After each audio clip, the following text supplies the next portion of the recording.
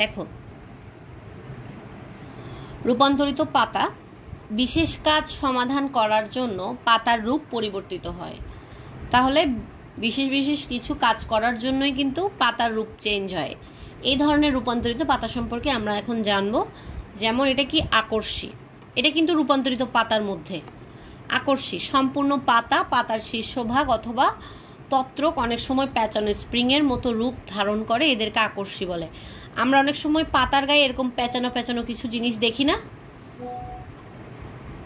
দেখি এরকম পাতার গায়ে সবুজ সবুজ এরকম করে প্যাঁচানো জিনিস দেখি না, এগুলোকে বলা হয় আকর্ষী। দেখো, এর সাহায্যে গাছ কোনো কিছু আঁকড়ে ধরতে পারে। হ্যাঁ, এগুলোর সাহায্যে কি করে গাছ কোনো কিছুকে আঁকড়ে ধরতে পারে। জংলি মটর গাছে এই ধরনের আকর্ষী দেখা যায়।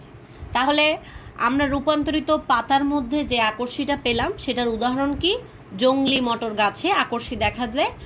আর এবং আকর্ষীটা কোন কোন কাজ করে থাকে, এটা হচ্ছে তোমার গাছকে, ঠিক আছে, এর সাহায্যে গাছ কোনো কিছুকে কি করে আঁকড়ে ধরতে পারে। মানে ওই যে এভাবে করে আমরা কি করি, কোনো যদি আংটার মতো কিছু থাকি সেটাকে এরকম করে ঝুলাই দিই, তো আংটাটা এইভাবে আটকাই থাকে না কোনো কিছু ঝুলাই দিলে।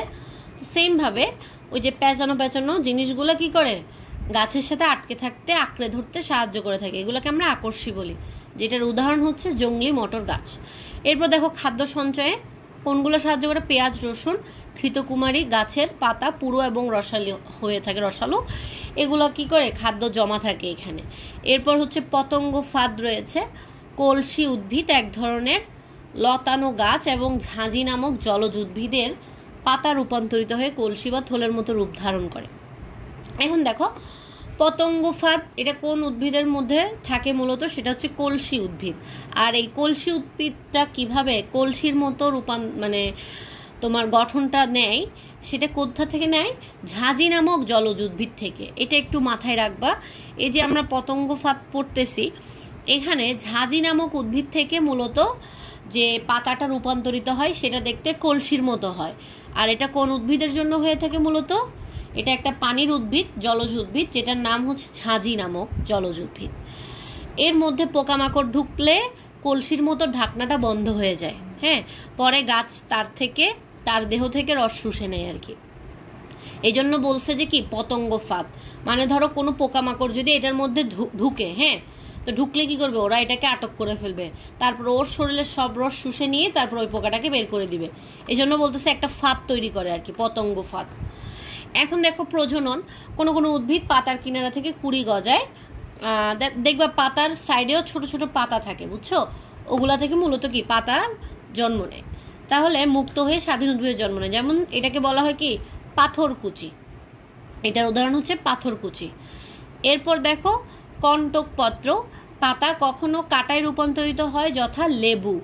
হ্যাঁ, পাতাতে লেবু পাতা তোমরা দেখছো? লেবু পাতাতে কাঁটা থাকে না? লেবু পাতার পাতাগুলো এরকম কাটা কাটা হয়ে থাকে, এরকম, ঠিক আছে, এরকম কাটা কাটা থাকে। তো এগুলাতে ধরলেই কি কাটা লাগে। এরপর দেখো, শল্কপত্র। কখনো ভূনিম্নস্থ কাণ্ডের পাতা পাতলা আঁশের মতো আকার ধারণ করে, যেমন আলু, আদা, হলুদ ইত্যাদি। এগুলাই মূলত শল্কপত্র। এগুলো রসালো শল্কপত্র খাদ্য সঞ্চয় করে এবং কাক্ষিক মুকুলকে রক্ষা করে। এটাকে বলা হয়, উদাহরণ হচ্ছে পেঁয়াজের রসালো শল্কপত্র। তোমরা একটু প্রথম থেকে শেষ পর্যন্ত একটু দেখে আমাকে জানাও যে কোনো কিছু বুঝতেছো না, এরকম কোনো টপিক আছে কিনা, তাহলে আমি বুঝাই দিই, কারণ এই অধ্যায়টা শেষ, তো এই জন্য একটু প্রথম থেকে দেখো।